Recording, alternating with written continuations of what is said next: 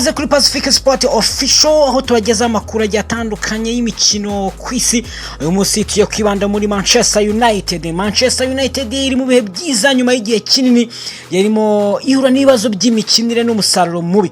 Iyobowe n'umutoza w'agateganyo Michael Carrick, iyi kipe imaze gutsinda imikino 4 yikurikiranya harimo n'insinzi ikomeye ku makipe akomeye nka Manchester City, Arsenal, Fulham na Tottenham Hotspur. Ibi byatumye icyizere gisubira mu bakinnyi no mu bafana, ndetse hanavuka inkuru isekeje yibanze ku mufana w'ikirangirire ku mbuga nkoranyambaga witwa Frank Ireti uzwi nka The United Strand. Uyu mufana yasezeranije kutazogosha umusatsi we kugeza Manchester United itsinze imikino 5 yikurikiranya. Ibintu byamaze igihe kirenga umwaka bitaragerwaho. Mu gihe hasigaye umukino umwe gusa wo guhura na West Ham United, abafana benshi bakomeje gukurikirana iyi nkuru bishimye bategereje kureba niba Ireti azasoza isezerano rye. Ariko kapiteni wa Manchester United Bruno Fernandes yatangaje ko adaha agaciro cyane iyo nkuru. Yavuze ko we yibanda gusa ku kazi ke ku rwego rwe bwite no kufasha ikipe gutsinda. Yashimangiye ko ibivugwa ku mbuga nkoranyambaga cyangwa imyitwarire y'abafana atari byo bimuhangayikishije, ahubwo icy'ingenzi kuri we ari umusaruro w'ikipe, imyitwarire myiza n'iterambere rirambye rya Manchester United. Ibindi biri kuvugwa muri ikipe ya Manchester United, nkuru ivugwa ku myitwarire ya Luke Shaw nyuma yo gutsinda Tottenham ibitego 2-0, aho yashimye cyane akazi ka Michael Carrick, umutoza w'agateganyo wa Manchester United. Bisa naho atanga ubutumwa bweruye buca amarenga myitwarire cyangwa se ku musaruro muke warazanywe n'umutoza Ruben Amorim. Mu kiganiro na Talk Sport, Shaw yavuze ko ikintu gikomeye Carrick yazanye ari uko azi Manchester United neza, azi ibyo bisabwa ngo itsinde kandi azi ko yakura ibyiza mu bakinnyi. Shaw yashimangiye ko Carrick wabaye umukinnyi watsindiye iyi kipe watwaye ibikombe byinshi n'iyi kipe, asobanukiwe umuco w'iyi kipe n'ibyo abakunzi bayo bakeneye. Yongeye uko intsinzi Carrick yatangiye kubona yahaye abakinnyi icyizere n'umwaka mwiza mu ikipe, bityo bagomba gukomeza gushyira imbaraga mu kazi. Imibare igaragaza itandukaniro rikomeye. Carrick amaze gutsinda imikino 4 yose atoje, harimo n'intsinzi zikomeye kuri Manchester City na Arsenal, mu gihe Tony Amorim atigeze agira urukurikirane nk'urwo mu mikino myinshi yaramaze.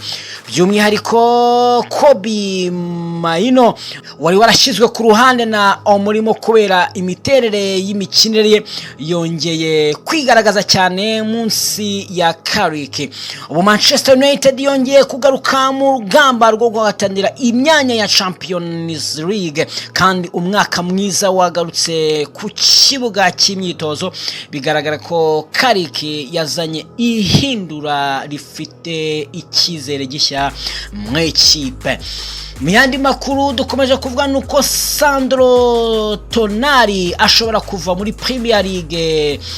Haravugwa cyane ko hazaza umukinnyi wo hagati wa Newcastle United Sandro Tonali mbere yuko isoko ry'abakinnyi ryo mu mpeshyi rifungura, nkuko byatangajwe na Talk Sport. Tonali yari yiteguye gusubira gukina muri Serie A mu Butaliyani, ibintu byongereye urujijo mu makipe menshi amwifuza. Tonali amaze kuba umwe mu bakinnyi bo hagati bavugwa cyane muri Premier League bitewe n'ubushobozi agaragaza mu kibuga, ubwenge mu mikinire n'ubushobozi bwo kugenzura umukino. Yabaye inkingi ya mwamba mu mushinga wa Newcastle, ariko nubwo ari ingenzi cyane muri yo kipe, amakuru yuko ashobora kuhava aracyakomeje. Manchester United na Arsenal bari kumwifuza cyane. amakipe akomeye mu Bwongereza arimo Manchester United, Arsenal, Manchester City akomeje gukurikirana Tonali, buri kipe ikabona yamufasha kongera imbaraga mu kibuga hagati. By'umwihariko Manchester United bivuga ko izaba ikaze ku isoko ry'abakinyi kuko iteganijwe impinduka nyinshi mu bakinyi bo hagati. Tonali yashyizwe ku rutonde rw'abakinyi United ishaka hamwe na Carlos Baleba, Elito Anderson na Adam Walton. Gahunda ya Manchester United yo kugura byibura abakinyi babiri bo hagati muri iyi mpeshyi igaragaza neza ko hari kuvugurura gukomeye mu ikipe. Nubwo amakipe muri Premier League atanga ubushobozi bukomeye ku mafaranga nigaragara ku rwego mpuzamahanga, urugendo rw'amaranga mutima by'ubutaliyani bikomeje kumukurura cyane. Bivuga ko Juventus maze igihe kinini ikurikirana hafi Tonali, kandi kuba afunguye ku gutekereza gusubira muri Serie A byabahaye icyizere. Gusubira mu Butaliyani byatuma uyu mukinyi wo hagati agaruka mu muco w'umupira w'amaguru asanzwe amenyereye, aho impano y'ubushobozi bwe bihuye neza n'imisusire y'imitegure ya tekinike iranga iyo shampiyona. Newcastle yo ntiri mu gitutu cyo kumugurisha. Tonali afite amasezerano maremare kandi bivuga ko iyi kipe imuha agaciro kari hagati y'amadolari miliyoni 80 n'amadolari miliyoni 100. Munyemere tubashimire, duhinira amakuru yacu ari kugenda avugwa agezweho, update zigezweho. Ntiwajye gukora subscribe na share cyangwa se ngo ure gutanga igitekerezo muri comment. Amakuru yacu nakagaruka, Imana ibarinde. Ciao, bye.